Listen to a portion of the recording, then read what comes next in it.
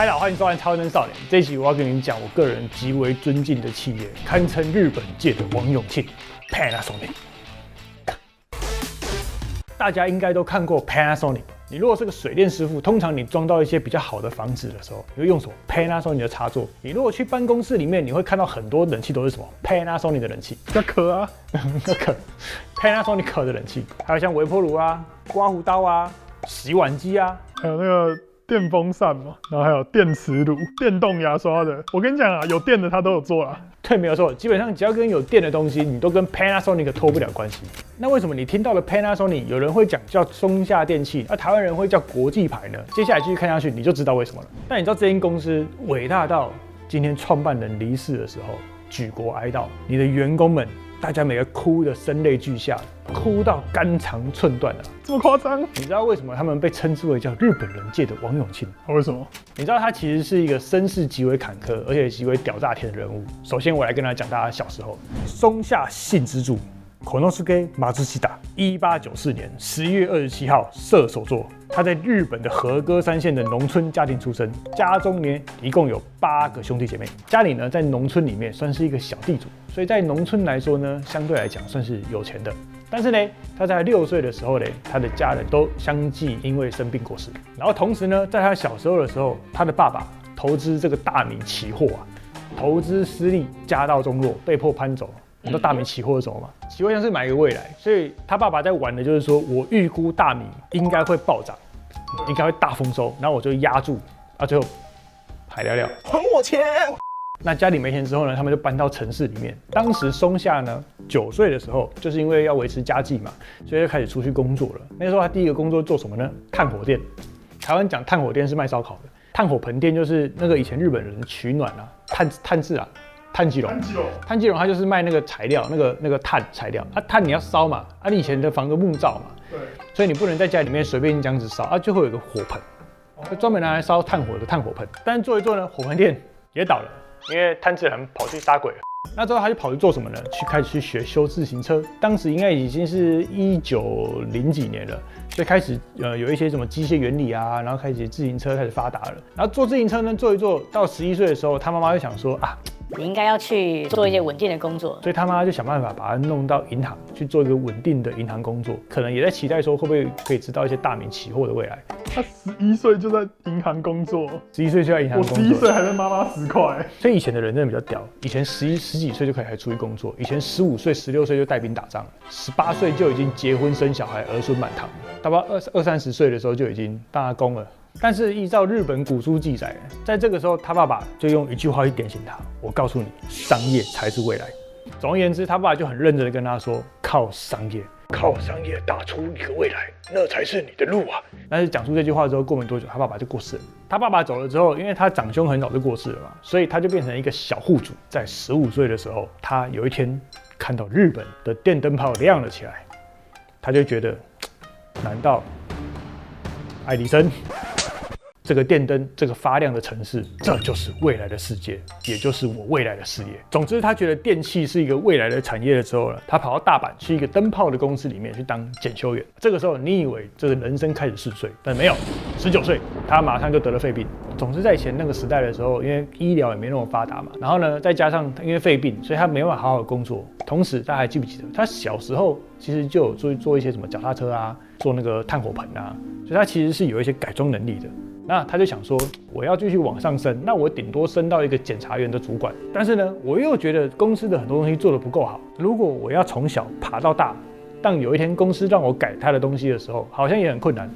那与其这样子，那不如我自己创业，我自己改良。1918年，23岁的松下总算创业了，跟我一样，23岁。你这23岁吗？我23岁创业的。他在大阪呢创立了松下电器器具制作所。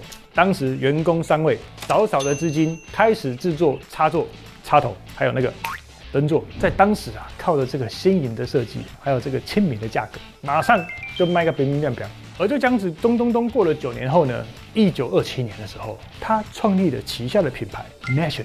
当时他创立这个的意思呢，就是国民的品牌。National 的中文叫什么呢？国际。对，所以就是其实为什么大家台湾人讲 Panasonic 叫国际牌？那是因为松下这个人，他以前在做灯泡的时候，它旗下有个品牌叫 National， National 这个牌子，它其实比较早让台湾人认识，所以很多人都叫它国际牌。哦，所以 Panasonic 其实不是国际牌的意思。嘿 ，Panasonic 的意思很屌、超帅。在做 Panasonic 之前呢，它 National 那个牌子，它其实在日本电器已经做了各式各样的东西了，什么 National 风扇啊、电锅啊、洗衣机啊。然后当时它其实就是做国内，之后呢，它还做了 Panasonic。Panasonic 这个牌子呢，你如果认识它的话，表示你是1955年后出生的人。1955年后呢，它为了要拓展海外的市场，那所以它叫 Panasonic。而 Panasonic 的这个名字很有意义哦，它其实 Pan。哎，说 Pan，Panasonic 这个名词，你可以把它拆成两个 ，Pan 呢 ，Pan 这个意思呢，它其实是全部，我要全部，我要全部。然后 Sonic 就是那个声音嘛，市面上翻译虽然有点像是什么全部的声音，但其实它当时它的意境是，我要让全世界看到这是来自于日本的声音，这个是一个很有精神层面、精神意义的东西，但实际上。是因为 National 这个名字在世界各地很多地方都已经被注册了。确实，它是一个很常见的字、对，已经被注册，所以你到世界各地的时候没办法用这个名词。所以为什么台湾人他们会有人，还是会记得老一辈会说，哦，那是国际牌，国际牌啊。所以水电的朋友们，你们知道了吗？所以一路到了2008年之后呢，他们才统一就是整个企业，然后叫 Panasonic。但是在这个现在大家广为人知的 Panasonic 的名称之前呢，其实你要回到1945年，当时呢才48岁的他，也被迫因为战争的关系由民转军。1945年之后，由美国盟军 GHQ 这个联盟组织不得再于从事这间公司，因为当时的概念是这间公司它有军备实力，而松下这个人，他如果当时会跟着日本政府一起参与这件事情的话，那这个人在这间公司他们危险，因为不是像我们现在会很文明的什么开董事会啊，然后开个怎样，没有啊，你有可能拔掉你这种企业就解散掉了。世界上再也没有 Panasonic 这个名称了，但是当时27万名员工联署要求老板，请你留下来，很屌，27万个员工。看这个影片的你公司会有27个员工希望你留下来吗？有没有2个都不错了？你公司有2个员工愿意站出来支持你吗？很难呐，但是 Panasonic 可以。当然，在27万名员工的努力下，跟极力抗议之下，这个 GHQ 这个联盟最后就是没办法，就是只好让他继续留下。但是我觉得松下这个创办人就是很酷的一件事情是，他因为这个事件创立了一个叫 PHP 研究所，就是在他被拔的那个时间，因为2次大战这件事情，他就认真的反思，到底一个企业在这个世界上，它到底应该要应负什么样的社会责任？究竟一个企业的存在，它要如何才能为这个世界带来和平跟带来幸福呢？你的老板有这么想过吗？我觉得很难这是一个人生要到一个棒，你会突然觉得，我创立这间公司的目的是为了什么？我是为了要让全世界听到我们这个国家的声音，我要让这个世界的人了解到，就是一个企业的责任应该是带来给这个社会、这个世界幸福的。他的金字塔已经走得很上面了，他是在一个齐家治国平天下嘛，一个已经公司开到在平天下了。而你知道松下幸之助这个人，他其实就写出非常多很屌的名言跟格言。我来念一段我在博物馆资料里面找到的。我为了怕我的那个口述跟翻译就是讲的不够好，不到他的精神，我用他们的博物馆里面的原文翻译，他的意思是这样子：企业是社会的公器。人们常说企业的目的在于追求利润，没有错嘛？开公司就是赚钱，要赚钱。好，确实。那下一句，确实要进行健全的事业经营，利润是不可或缺。但是说到这个利润的本身是否是最终的目的，却并非如此。为什么呢？因为他认为，企业的根本使命是要通过事业改善人们的生活水平。就是你开公司的目的，其实是为了要通过你的事业，你做的东西去改善人类的生活水平。为了要完成这一个使命呢，这个利润才会变得重要。你懂这因果关系吗？赚钱是为了让社会更好，赚钱这个利润只是过程，但是我的远见其实是我为什么要做这个企业，是因为我要让整个社会的人变得更好，所以中间的过程我必须赚钱。后面又再加了一句，从这个意义上来说，事业经营的本质并非属于个人，而是属于大众的。所以公司企业应该是社会的公器，公器。因此，所以即便你是私有的企业，你也不能因为个人的立场去考虑问题。你应该总是从是否有利于大众的共同生活的观点来考虑这个问题，判断你的事物，决定你的策略，这才是一个企业该有的责任。然后不愧是想要让大家听到日本的声音的男人。回到历史，你知道在日本推出的全自动洗衣机第一台就是谁做的吗？ Panasonic。当时的型号呢叫做 MW101所以那个时候就是为了让许多女性能够有更多的时间解放双手，然后就研发了这个东西叫自动洗衣机。从以前要用手洗去洗衣服，然后到现在变成机器洗衣服，到现在你家里如果没有洗衣机，你全家会毁灭的时候，其实它的源头都是因为 Panasonic 这个品牌。但是呢，你知道第一个把热泵的技术在2005年放到烘干滚筒洗衣机里面的第一个人是谁吗 ？Panasonic 热泵，你知道吧？热泵就那个啊，换我是不是？身为交大机械系这个热力学第一学期必修啊，我跟你讲，热泵原理是这样子的，要不要做我讲？有备而来。好，你讲。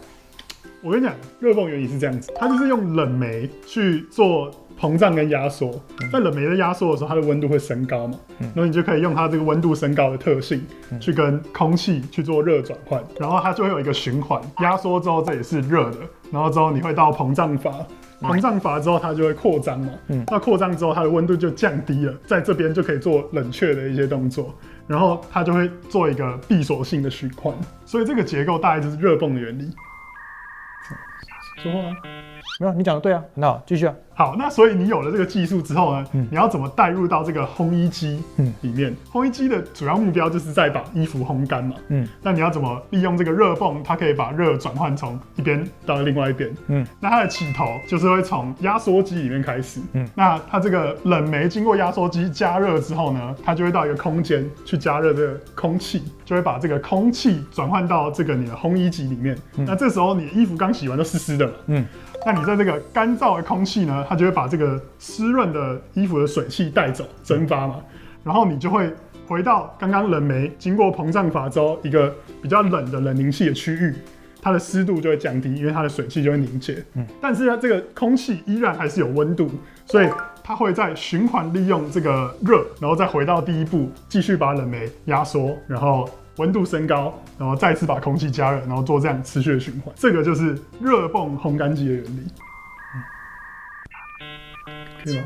很好啊，没有错啊，很好，很棒啊。所以说，传统的瓦斯型跟电热型，跟现在我刚讲的热泵的，到底有什么差别？那瓦斯型的话，你就必须要装瓦斯管线嘛，那这个就有体积的问题。你家可能没那么大啊，那电热型有什么不好啊？这种是废电啊。它的废热是不会重复利用的，因为它只要把这个空气加热之后呢，它带走的水汽就直接排出去了嘛。热泵型烘干机它就是一个内循环系统，所以它会一直不断的循环利用它的废热，所以它就会达到一个省时又省电的效果。我发现你硕士毕业蛮适合去卖洗衣机的。等一下，还没讲完。身为交大机械硕士，我还要跟大家讲一个更专业的术语，是叫做 COP，Coefficient of Performance。效能系数，那这个效能系数呢，它其实就是使用的电量跟你产生的热能的一个比值。那假设你传统的电热型是 COP 等于1的话，那热泵型其实可以达到3或4哦。其实也就是说，热泵型它的效率是传统电热型3倍到4倍。如果你现在听不懂没关系，我用1度电给你解释。那假设传统电热型需要1度电才能烘干这么多的衣服的话，那热泵型只需要它的1/3。这就是为什么热泵型它会比较省电的原因，因为它一直在使用内循环，重复使用它的废热去做到低温烘干。那低温烘干又有什么好处呢？衣服不会皱啊，不会缩小啊，因为有一些衣服是复合性纤维嘛，所以当它加热到一定的温度的时候，它就会产生形变。那这个形变有可能是永久的，那你是不是就穿不下来？你说没错啊，都没错。对啊，没错啊，所以这就是广告常说的，Panasonic 把科技带进生活，把机械知识融入你的生活环境。那你讲了这么久，你有看过热泵洗衣机长什么样子吗？没有。我跟你讲，你今天遇到我刚好，就是你这个人啊，算是先生有福气。我家这边刚好就有一台热泵的洗衣机，没吃过猪肉也该看过猪走路了。讲了这么久热泵洗衣机，也不知道热泵洗衣机长什么样子。这是什么 ？HEATPUMP Hip Hop？ 不是，这是去年2024年 Panasonic 所推出的业界首款大容量热泵洗脱烘滚筒式洗衣机。老板，我觉得你比我更适合卖洗衣机。没有，我跟你讲，这洗衣机很屌，你要省时间省大脑。你有没有曾经想过洗衣机你要加多少洗衣精？谁会去想这个问题？我跟你讲，交大硕士也很难算，衣服几公斤你要加几 CC 的洗衣精。算给我看，我跟你讲，这个丢进去自动帮你称重，你的洗衣精加进去之后，它会依照它的重量比例去自己放进去，你完全都想都不用想，什么时候加洗剂，什么时候加柔软剂，它上面都帮你弄好了。而且我跟你讲，以前热泵洗衣机都小小一台，跟你讲这个大台的，一次可以洗17公斤，烘干可以烘10公斤。而且你有没有想过，以前分离式的做2段，你洗完之后，你要拿下来烘，它这个洗跟烘直接放在一起。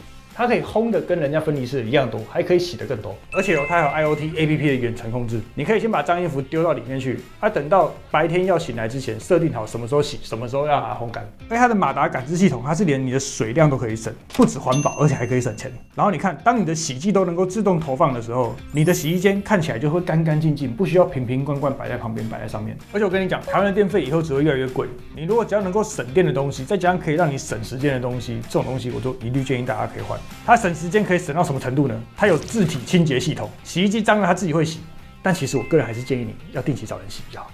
它本身机子上面就有潮干燥跟潮洗净的功能，防黑棉防臭，整台都干干净净、清清爽爽。衣服洗完干净又卫生，平时小保养，定期时间到了就按潮洗净大保养。这个可以拆开洗，机子里面呢又有64道的喷射水流，可以洗净你的棉絮。这些功能呢，它都可以减少你找人来大保养的次数，省钱、省时间、省麻烦。最后为什么公司换这台？我跟你讲，它洗完衣服之后，潮会自己烘干，而且 Econami 你知道吗？讲到 Panasonic， 你就不得不提到 Econami； 讲到 Econami， 你就不能不提到 Naox。那 Naox 是干嘛的？Naox 跟 Econami 它其实是2个不一样的系统。Econami 就是说他们的电器里面他们就有一个节能系统，Naox 它的意思就是它是有除臭的系统。办公室的冷气、录音室的冷气、会议室的冷气都有什么 Econami， 就是省电所以洗衣机也有 Naox， 它就基本上就是拿来抑菌的系统，因为冷气跟洗衣机里面都会因为吹风嘛，你会有那个人的皮屑嘛，然后就会有那个皮屑有蛋白质，然后就有臭味嘛，这专门分解在这个东西。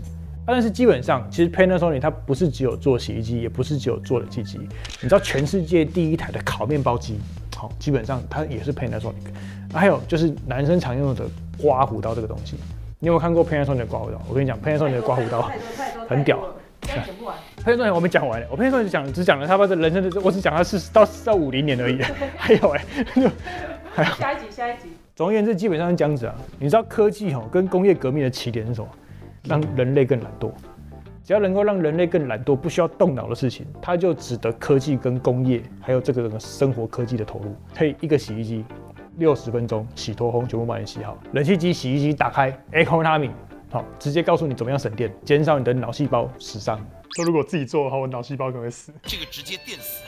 总而言之Panasonic 这间公司，它除了一般的插座然后从烘碗机、洗碗机，然后一路呢，就连电动车的电动车系统。所以你认真想想，如果这个世界没有 Panasonic 这一间公司，没有松下这个老板的话，那这个人类的生活里面一定会少了精彩的一两页。虽然说之后我们还在拍一集，但是我个人在这一集的最后，想跟大家分享一句我非常喜欢他讲的一段话。他曾经在书中提到说，热忱是打开成功的道路。也就是说呢，他说在公司以前很厉害的人很伟大的人，虽然有非常多。但是所有的一切都是来自于你有没有热忱。他做的一个形容呢，就是说，唯一只有拥有热忱、想要往上爬的人，他才能够去想出来梯子这个东西。你如果从来没有热忱，从来没有想要往上爬，一辈子梯子跟你是完全没有任何关联的。所以，如果一个人没有热忱，他是不会有想法、不会有未来的。而热忱，它是唯一能够通往成功的必要道路。热忱我很多我不知道我不在的话，这个公司要怎么办？老板，衣服洗好了，你要不去收一下？